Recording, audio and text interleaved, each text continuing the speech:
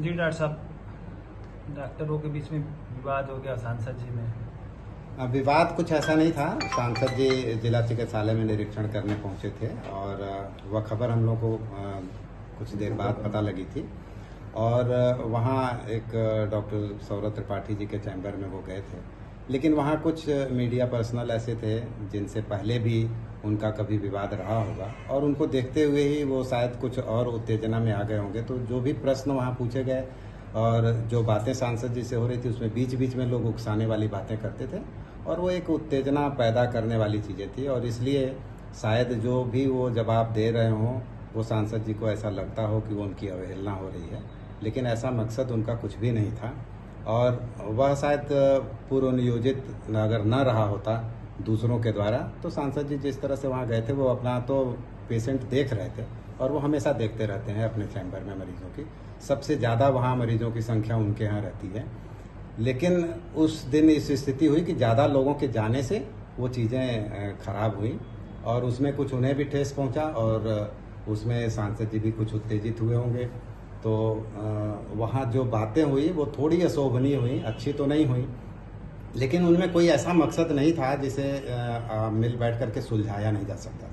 लेकिन उसमें प्रशासनिक थोड़ी सी ये बात आ गई कि तुरंत में इनको नोटिस जारी हो गई, तो उसका एक एक्सप्लेनेशन इनको देना पड़ा और जो एक्सप्लेनेशन दिया शायद उसी को आधार मान करके कोई एक FIR दर्ज हो गया होगा।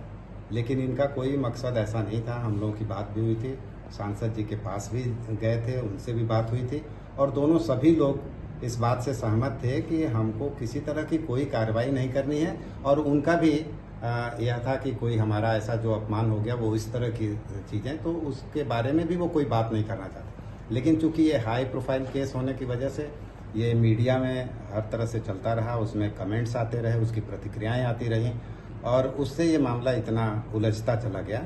जबकि हम लोग समाज में हर तरह की हारमोनी चाहते हैं और त्यौहार का समय है, हम कतई नहीं चाहते कि समाज में किसी तरह की इस तरह की वैमनस्यता फैले। चिकित्सक भी समाज की सेवा करते हैं तो उनके लिए बहुत अच्छा माहौल चाहिए। वह फाइल का काम नहीं करते हैं, वो मरीजों की सेवा करते हैं। उनकी चिकित्सा में उनका तन्मय रहना तभी संभव है जब उनको मानसिक शांति मिले। तो किसी तरह की इस तरह का व्यवहार हम लोग चाहते नहीं हैं और हम सब तरह से मामला सुलझा हुआ था, लेकिन शायद अलग अलग सूचनाएं प्रसारित होने की वजह से अभी भी मामला खिंचता जा रहा था। सौरभ त्रिपाठी खुद उन्होंने कहा है कि वो कोई FIR नहीं करना चाहते, कोई क्रिमिनल केस वो नहीं चाहते। वो चूँकि आहत थे और दूसरी बात यह भी थी कि जो CMS की तरफ से उन्हें नोटिस मिला तो उसका उन्हें जवाब देना था। तो इस जल्दबाजी में जो नोटिस उनको जारी हो गई उसका उन्होंने जवाब दिया था और शायद उसी को आधार बना करके FIR दर्ज हुआ, नहीं तो सांसद जी के खिलाफ उनका कोई ऐसी मंशा नहीं है।